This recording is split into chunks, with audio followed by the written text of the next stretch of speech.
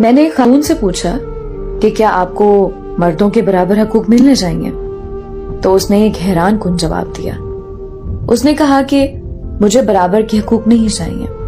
میں نے تفصیل چاہی تو اس نے کچھ یوں بیان کیا، میرا جائیداد میں باپ کی طرف سے حصہ ہے، بھائی کی طرف سے حصہ ہے، بیٹے کی طرف سے حصہ ہے، خامد کی طرف سے حصہ ہے۔ جب میں مردوں کے برابر آ جاؤں گی تو میں ان حقوق سے محروم ہو جاؤں گی۔ میں کسی جگہ جاب کرتی ہوں تو مجھے جاب میں سہولت دی جاتی ہے، برابر کے حقوق میں میرا نقصان زیادہ ہے۔ بینک، ہسپتال، مارکیٹ، ہر جگہ لیڈیز فرسٹ کے اصول پر مجھے ریلیف مل جاتا ہے۔ میں ابو سے ملنے جاؤں تو وہ کھڑے ہو کر ملتے ہیں اور بھائی کو بیٹھے بیٹھے سلام کر لیتے ہیں۔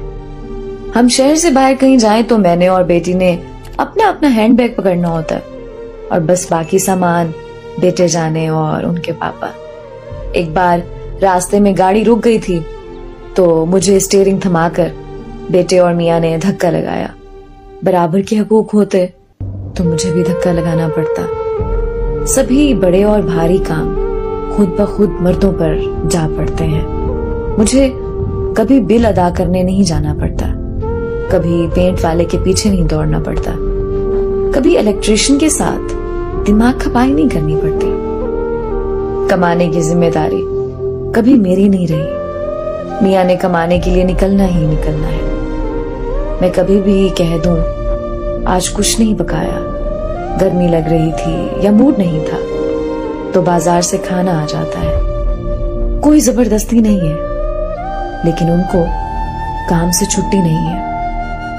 میاں کی انکم پر مجھے حق حاصل ہے، میری انکم پر صرف میرا لباس ان سے مہنگا ہوتا ہے، میرے جوتے کپڑوں کی تعداد ان سے زیادہ ہے۔ ایسے بے شمار فائدے مجھے حاصل ہیں، میں برابر کے حقوق لے کر گھاٹی کا سودا کروں گی؟ اتنی پاگل لگتی ہوں کیا؟